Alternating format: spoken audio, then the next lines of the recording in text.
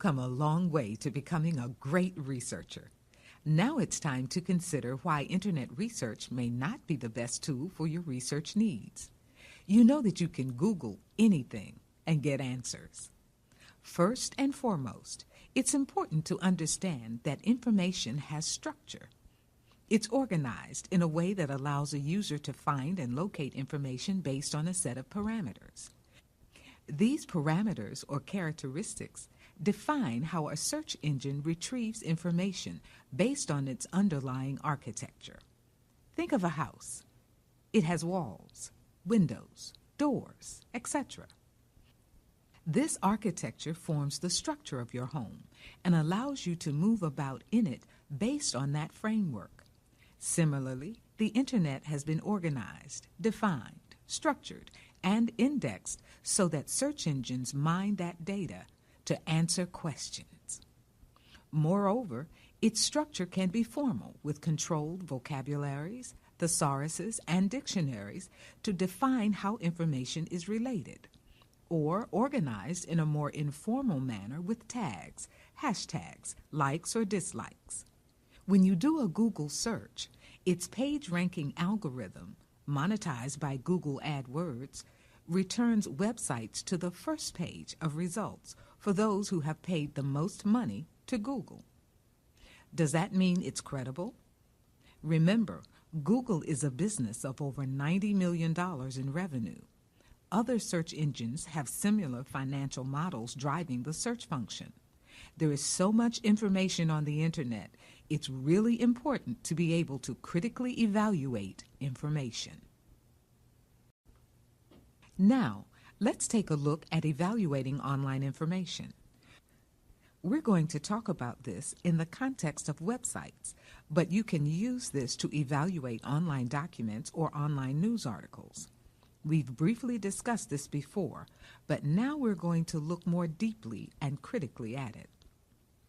Websites have different domain names and can be decoded by looking at the extension of the website. .com, a commercial enterprise. .org, an organization, typically a not-for-profit organization, but may be for-profit as well. .gov, a government-sponsored website.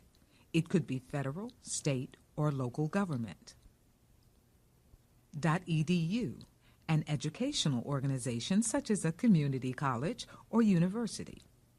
Please know that domain names and the respective extensions can be purchased by anyone. Now, let's look at the other ways to deconstruct website and online information. You may have heard of the FAT-P reading and pre-writing strategy.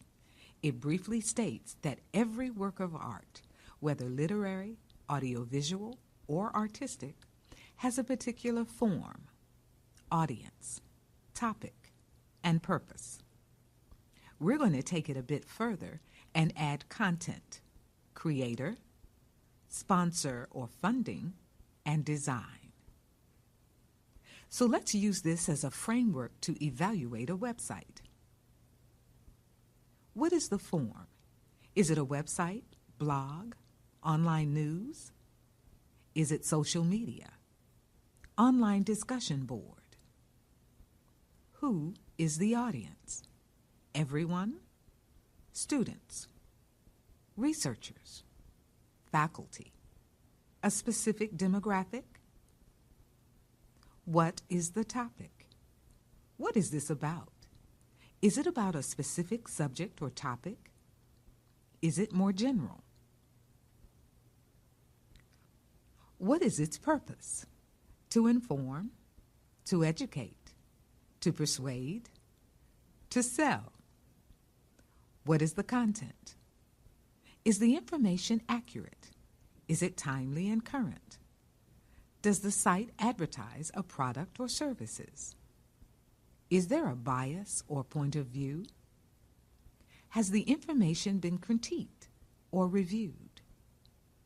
Is the reviewer an expert in the field or someone giving their opinion? Many people today provide opinions about things they actually know nothing about. Beware and don't be fooled. Are the sources stated clearly? Can you find them to check their accuracy? Is the information credible? Is it supported by other reliable, credible, and authoritative sources? When was it last updated? Who is the creator? Who is the author? Is it a person or an organization? Do they have expertise in the area? Who sponsors the site or who funds the site? Is it a person or organization?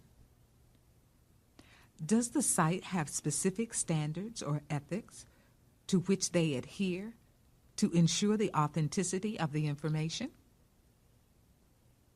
Website content design. Does the site look credible? Is it clearly and logically organized?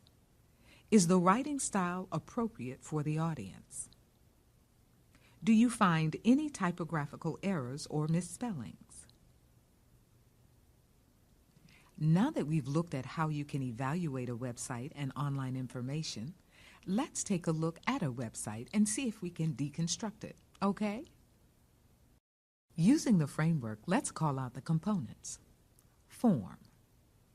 This website has a .org extension, so you think it's a not-for-profit organization. Great. Audience. To whom is the website targeted? Anyone? Students? Faculty? Researchers? Topic. What is the topic? Purpose. What is its purpose? To persuade, educate, inform, sell. Content. Let's look at the content on this website and see if it's a credible site.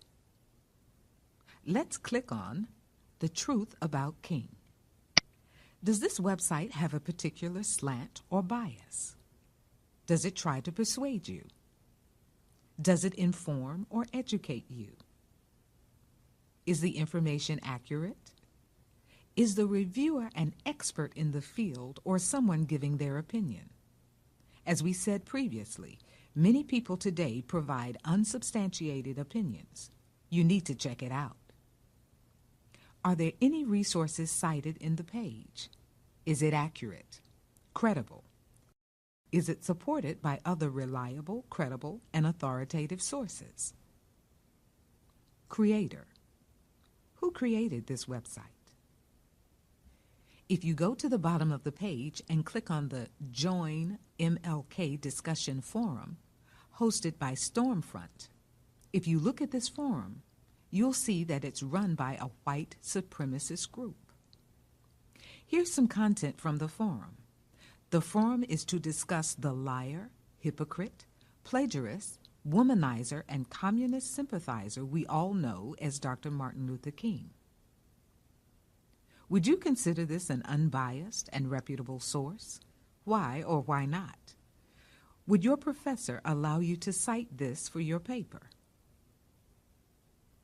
Sponsor or funding. Does this site ask you to donate? Is it funded by a nonprofit organization? Can you tell if the information is accurate, credible, and reasonable? Design. How is the website laid out? Does it make logical sense? Are there any typographical errors or misspelling? Does it look credible? Now let's check out another website and see if we can deconstruct it. Nobelprize.org. Form. Is it a website? Audience. Who is the audience? The general public? Researchers. Who else might want to use this website? Topic. What is this website about? Is it about Dr. Martin Luther King only, or is it about Nobel laureates? Why is this important? Purpose. What is the purpose of this site? To educate, inform, or persuade? Content. What is the site about? Is it biased or reviewed by an expert? Are there resources included to verify the information from which the website is created? Is the information current, authoritative, accurate, and relevant? Creator. Who is the creator? Is Nobelprize.org, the official website of the Nobel Prize, an authoritative, reputable, and unbiased website? Why or why not? Sponsor or funding. How is the website funded? Does the Nobel Foundation fund this website? Did you find a bibliography or a list of resources at the end of the web page on Dr. Martin Luther King Jr., who won the Nobel Peace Prize in 1964? Design. How is the website laid out? Does it make logical sense and flow easily from one topic to another? Is the information spelled correctly without typographical errors? Does it look credible? So, we've looked at two different websites about Dr. Martin Luther King Jr. One is a highly credible and authoritative website. The other is a very biased and slanted website based on the white supremacist philosophy. Please remember that anyone can create a website and post whatever they want on it. You need to discern what a credible and reliable resource is. Thanks so much. Congratulations, you've completed Internet searching.